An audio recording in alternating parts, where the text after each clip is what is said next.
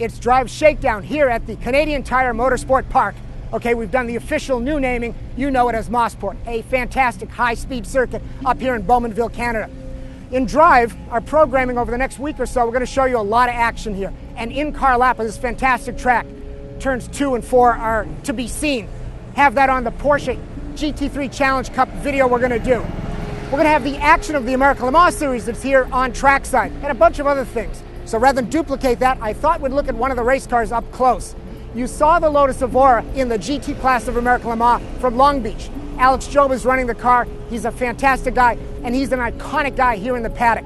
For many years, he knows how to run race cars and run race car teams, so he's making that car perform. We talked to him in Long Beach. It's time to catch up and see what progress they've made. We've covered a lot of Lotus performance cars on Drive programming, the 1,000 horsepower Lotus. Hennessy's version of a Lotus, his Venom GT. Why not one more? We've got it here in Mosport.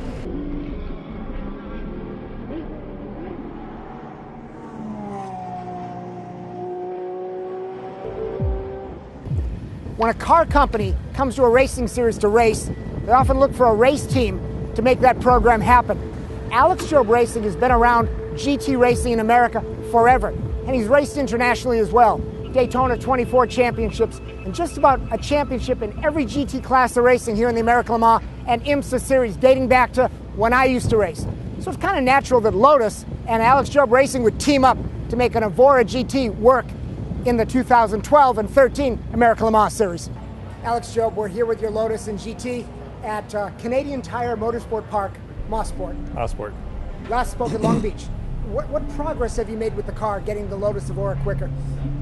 Wow, it's been a long list of updates we've done. The most recent update is the 012 spec engine. Lime Rock was the first race. Actually, Laguna was the first race for the 012 spec engine. We had some issues with it. We had to go back to the 011 for the race. And then starting with Lime Rock, we had the 012 spec, and it's in there now. And that's, you know, it's good to finally have the 012 spec in 012.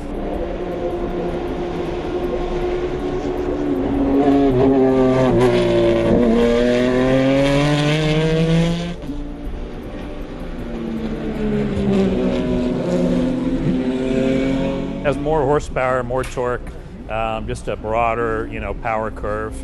And, we're not ultimately yet where we want to be, but we're a whole lot closer now. Alex Job and this Lotus are taking on a big task. They're going up against the big guns, BMW, Corvette, Ferrari, Porsche. And it's not just money invested in the program. There's engineering skills, there's technical capacity, and quite frankly, there's the resources of all of this that are available. Alex Job doesn't have that to fight with. Where are they in terms of performance? Here at Mosport, they're turning laps of a minute 19 versus a minute 17. Now you may say on a cumulative number, they're 97% there, but we all know in racing, that last 2 seconds, probably 97% more work to get that car up to speed. So the engine is offset to the passenger side. Correct. Because of the transverse gearbox?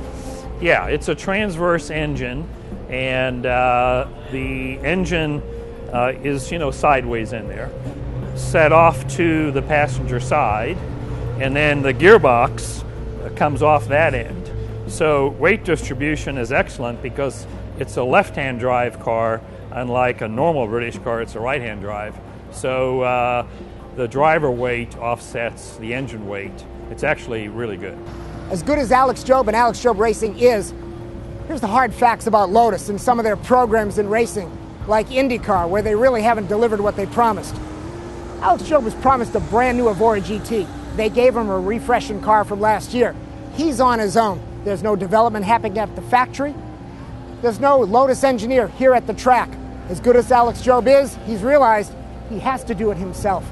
That's not the way to create a winning program. Talk about the suspension. Let's start with the front of the car's suspension. What type brakes are on there right now?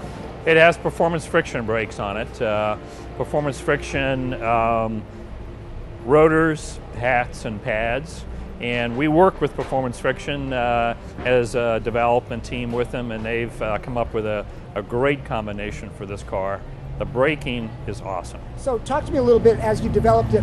What makes that combination work? Are you working on different types of pads or different rotor materials? Or it's a combination of their their brake rotor design, their hat design with the rotor, and then the way the brake pad interacts with the brake rotor design. And one hand goes in the other. The application of the brake rotor attachment to the hat is very important. And then a design of the grooves on the rotor and the way it vents are very important. As much as this Lotus Evora looks the same from when we saw it months ago in Long Beach, a lot has changed under the bodywork.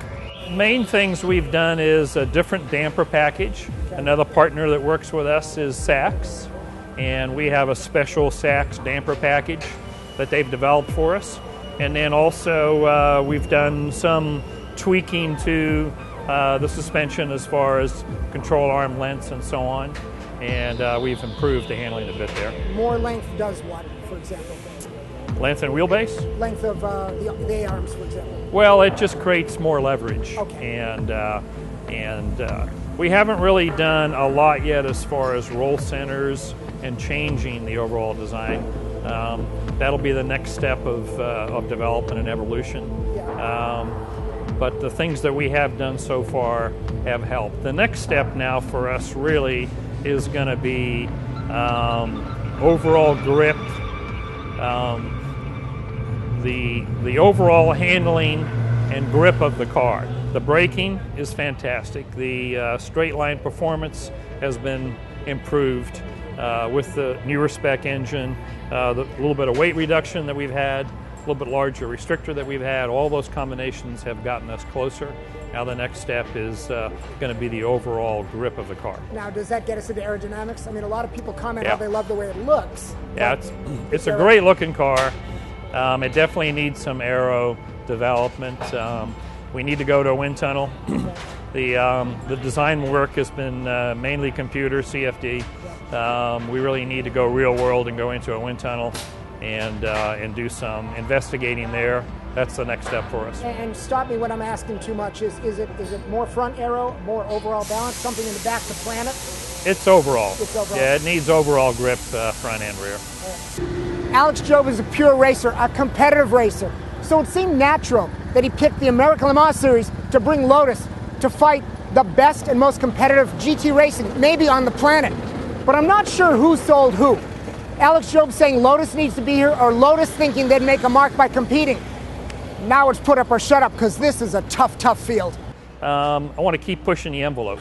At Lime Rock, we had a really good race going with a 48 car, at times even with a 17 car.